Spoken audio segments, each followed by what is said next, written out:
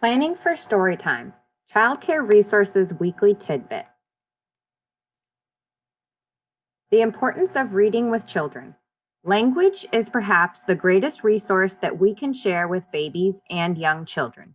Activities for infants and toddlers that focus on talking, storytelling, and reading are essential to the development of young minds. Within the first 3 years of life, children are constantly forming connections and building their minds in all areas.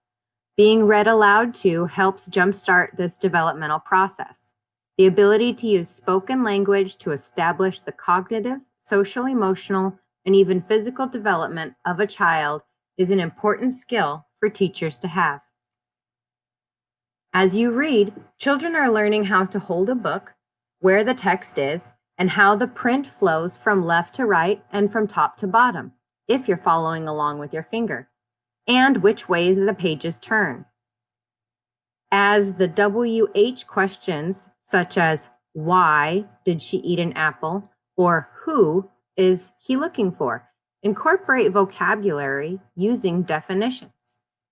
For reading while social distancing, consider marking out spaces on the floor with tape. And let's get to reading.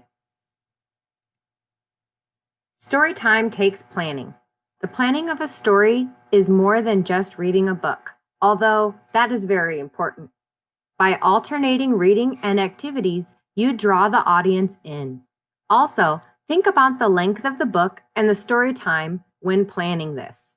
A toddler will not sit for a book that is 20 pages long with many words. Individualize the books with what sparks the children's interest. When we read to children, we have an opportunity to extend the learning from that story. In this book, called Bunnies, there's a little monster who wants very badly to be friends with these bunnies.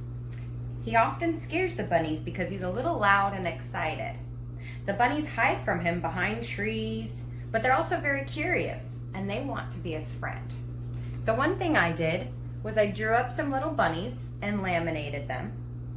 These bunnies can be hidden around the classroom, and the children can pretend to be Declan and try to find the bunnies and make friends with them. Another learning extension I like to do with this book is talk about the author and the illustrator, because in this book, Kevin is both. I happen to know the author, and he dedicated this book to me. So a fun thing I like to do is share with the children what dedicating a book means, what an author and an illustrator are, and then invite the children to create their own books so they can be the author and illustrator and they can dedicate their book to someone they want to. Hi, I'm Marie, a coach with Childcare Resources. And if you asked me what I wanted to be when I grew up, I would have told you Miss Frizzle from the Magic School Bus series. I loved how everything in the day all revolved around one theme and one lesson. And so when I became a teacher, that was who I became, including dressing to match the themes. So for our story times, I would sit down and I would come in dressed like this. If our lesson was on the rainforest or plants, jungle, something, I would be wearing my dress covered in flowers. And sometimes our opening activity would just be as simple as pointing out the shapes and the colors in the clothing. Sometimes our opening activity included something hands-on for the children to look and see. So maybe I would bring in some plants for our opening activity and we would talk about how they feel, what colors they are, to get their minds started gearing towards that theme. Then later we would usually take this to the table and we'd plant it in dirt, or maybe during our outdoor time we would take it outside and then plant it out there depending on what it is. Also, the thing is, beyond just picking a story, picking one that's going to engage the children. So if you know that your children are really into dinosaurs, find the dinosaur themed stories. Or if you know they like interactive style books, then pick something like this. So here I am in my jungle outfit with my rainforest book. Now this book I would pick because it has extra, more than just beautiful pictures and the words. it also,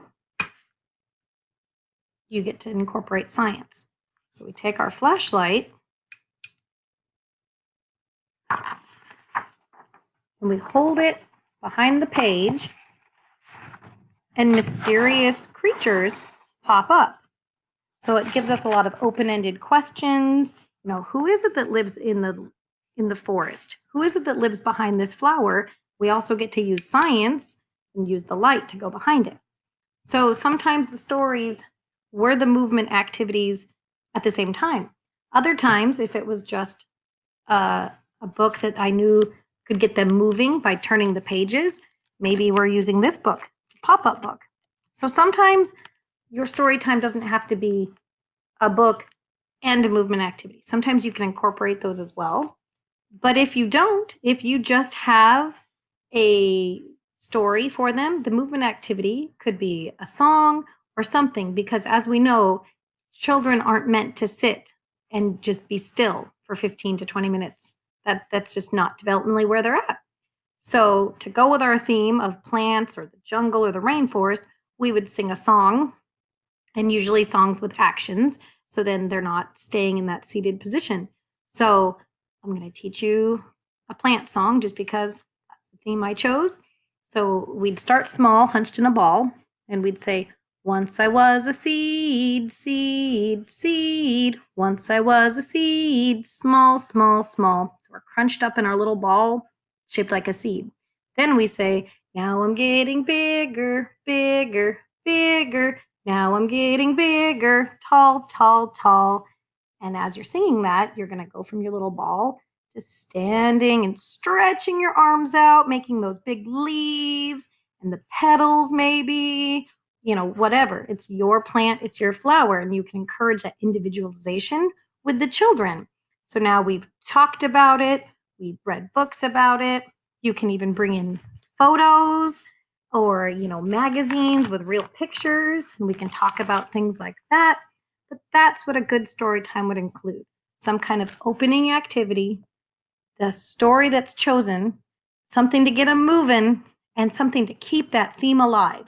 So whether it's a follow-up, a second book to read, some pictures to look at, or a song to sing, that's what we include in a proper story time for children. One way for us to enhance story time for children is to bring out the felt board. In this way, children can recreate, retell, or reimagine the story the way that they want to. One of my favorite ways to use a felt board is to laminate paper and then put Velcro on the back. This way, it's easy for you to wipe and clean, it doesn't tear as easy, and it's easier to cut than felt is. So here I have the story of the hungry caterpillar. Children can even take the caterpillar off very easily, pretend to have him eating their apples and pears. They can count out all the foods that he eats, and of course, tell the whole story. Plan your theme and bring it all over the classroom. Many people plan a story time based around a theme. The theme could be an animal, an activity, or a time of year, for example. The sky is the limit. Rather than start with the theme, some people start with a good book and then plan the theme around that. You can plan an art activity to follow up on the story time, or spread props throughout your environment to keep the theme going. Story time is the perfect way to engage with kids and get them excited about reading. There are so many ways to host a story time, but if you need help getting started, we have a few tips to help. Number 1, be excited! Kids will be enthusiastic about the books and activities for story time if you are too. Number 2, mix it up. Have a variety of activities in case your listeners are excited to do more. 3, create a space. A special rug or couch will let kids know where story time is happening. 4, read ahead. Pick out tricky passages, words, or details, questions you want to share. You can take the book and maybe put a Post-it note in a place or two so you can make sure and ask that open-ended question as you're reading. That way it's there and you don't have to think about it in the moment. That planning ahead can really help in the moment. 5, it's story time. Come up with a catchphrase, song, or opening number to let the kids know when it'll start. 6, speculate.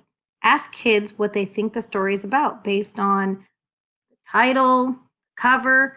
Talk about predictions at the end. We read this book. It says that there's Pete the cat and he's going to go camping. So we can ask what do you think is going to happen during camping? And at the end, we can follow up with what they thought. 7, slow down. Take a few breaks to point out details and to make sure kids are following the story. 8, talk about it. It's always fun to see how kids react to the story, so ask them questions. 9, get up and move. After sitting through story time, kids might be eager to get on their feet, so remember to move and stretch. 10, reflect. Once story time is over, think about what worked and what you would want to change for the next time, especially if it's going to be with that same group of children again. Jerica, I was cleaning up earlier today. What did I find? You found my Pete the cat. You made this in kindergarten, huh? Mm-hmm. You know what? That makes me want to read a book. Okay. Wow, I found this book. What is this book called, Mama? This is Pete the Cat Goes Camping. Now, what do you see on the cover? What do you see? I see Pete. And do you know what this word says? Trail. And what else do you see? I see eyes in the bushes. Eyes in the bushes? What do you think those eyes in the bushes are? I don't know, Mom. Do bushes normally have eyeballs? No bushes have eyeballs. Look out the window. The bushes don't have eyeballs. I don't see any eyeballs. All right. I guess it's some type of creature. Maybe. Pete the cat goes camping. Pete the Cat Goes Camping. Okay. Pete and Bob go for a hike. Bob shows Pete the footprints of different animals. Have you ever seen footprints when we go on hikes? Yeah. Yeah? Did they look like Do these? you? No, they don't. They look different? Yeah, they look like shoes. They look like shoes. Oh, yeah. Probably because Do all the you people. think we will see it? Yummy. Next, Pete, toast marshmallow. Do you remember when we cooked marshmallows on the fire? Yeah. Yeah. What did we do with them? Pete makes s'mores with chocolate and graham crackers. Is that what we did with our marshmallows? Yeah, we did. And Uncle JJ, we gave him chocolate. We gave him chocolate graham crackers. That's right. We used the chocolate graham crackers to make it extra It chocolatey. starts to get darker. Bob tells Pete a story about a scary, hairy giant. The giant lives in the woods. His name is Bigfoot. Wait, is Bigfoot? Wait, I think that's Bigfoot, Mama. You changed your guess. You now think the eyeballs maybe are Bigfoot? Yeah. All right, let's read. Maybe it's just a squirrel. No, squirrels don't have big eyes. They have tiny. That is kind of big to be a squirrel. Do you think, Mom says, Pete sighed with relief? What is sigh with Huge. relief? Yeah, that's right. Oof. Like, I'm not scared anymore. But it is cozy, but he cannot sleep. What's Pete's dad doing to the fire? He's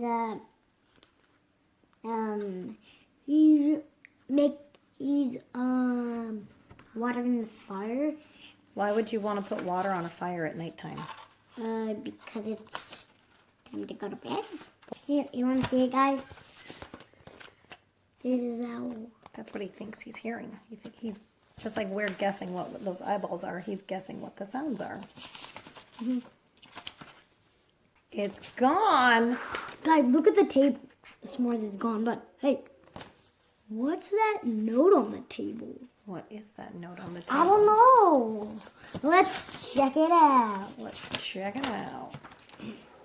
There is a note. It says, "Thank you for the treat, XOXO." It's Bigfoot, guys. Look at that. It actually says, "Thanks for the treat." He signed his name with a footprint.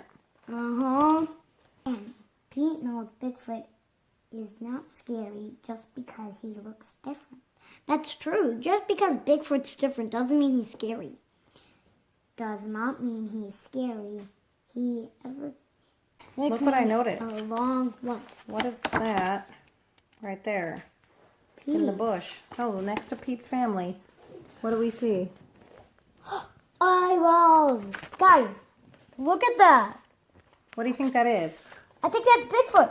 But now, See that smile in the bushes too? did we ever get to see Bigfoot? No. So you know what I want you to do? Can you draw me what you think Bigfoot looks like? Can we do that? Can we pretend? We don't know. Pete never got to see him. He just saw a footprint and we saw some eyeballs in a bush. And a smile. And his leg. His other leg. A giant. I mean, he can't be Bigfoot without giant feet. That would just be silly. No, he only has one big foot. And then one small foot? Uh-huh. Oh, He's happy. Because I saw a smile in the bushes. there was a smile in the bushes. Why do you think he feels happy? He's happy because Pete gave him a s'more because he was hungry. Yeah. Ta-da! I like it. So that's what Bigfoot looks like? I don't know, but this is just what I think. That's your best guess of a Bigfoot? Because I don't really know how to draw Bigfoot, but I did a pretty good job. You did. You drew a Bigfoot. And I mean, that's step number one. Links to the book lists and resources will be included in the readable version of this tidbit. The link to that document is in the video description. Thank you for watching and happy reading!